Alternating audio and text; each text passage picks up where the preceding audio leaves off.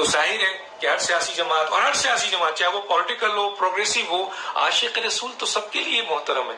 चुनांचे बड़ी तेजी से हो रहा है। आज साद रिजवी साहब को अदालत ने जो एक आपके अदालत थी उसने बड़ा जलील किया हुकूमत को, और इस हुकूमत ने एक ऐसी तंजीम को जो तहरीक लब्बैक पाकिस्तान, जो सॉफ्ट लोग हैं, जो नामूस रिसालत के लिए निकलते हैं, जिनका काम तोड़ फोड़ नहीं है, हर किस्म के लोग आ जाते हैं जब जेल से जुलूस होते हैं। ये जरूरी नहीं है कि उनमें वो लोग शामिल थे या नहीं थे। अब कहने का मतलब ये है कि आप उन लोगों को पकड़े जो कानून और आइन की धज्जियां भी करते हैं, जरूर पकड़े, लेकिन आप पूरी की पूरी तंजीम को कलअदम करार दे दें। क्यों? क्योंकि आपको डर है। पीटीआई की हुकूमत इसलिए तहरीक लब्बैक पाकिस्तान से घबराई कि तहरीक लब्बैक पाकिस्तान के जो इस वक्त तेजी है, पीटीआई के अक्सर वर्कर, वोटर, सपोर्टर वो इमरान खान साहब को छोड़ के तहरीक लब्बैक पाकिस्तान की तरफ जा रहे हैं।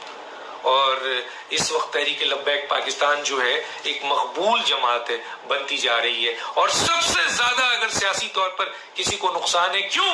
क्योंकि इमरान खान साहब की हुकूमत ने तहरीक लब्बैक पाकिस्तान के साथ जो किया है वो बहुत बड़ा जुल्म किया है।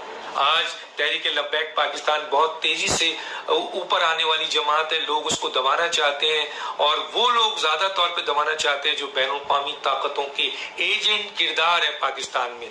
चुनांचे इस वक्त साद रिजवी साहब के बारे में जो अदालत ने रिमार्क दिया, हुकूमत को शर्म आनी चाहिए कि एक ऐसा शख्स जो अभी वो दौर भी नहीं आया, वो वक्त भी नहीं आया, उसको गिरफ्तार कर लिया, अंदर रहा, तोड़ फोड़ में उसको डाल दिया, नुक्से अमन में डाल दिया। अब भी उसकी चाह रहे थे नजरबंदी के उसको निकालेंगे तो जनाब मुल्क में जो है वो अफरा तफरी हो जाएगी। अरे यार, मुल्क को बेचा जा रहा है, यहाँ सकूत कश्मीर हो रहा है, सी पैक बंद हो रहा है, एटमी हथियारों को बंद करने की कोशिश हो रही है, आपके खात्मे नबूवत के खिलाफ 4 दफा साजिश करने की कोशिश की गई है। वो मुल्क के लिए दहशतगर्द नहीं है, ये मुल्क के लिए दहशतगर्द है।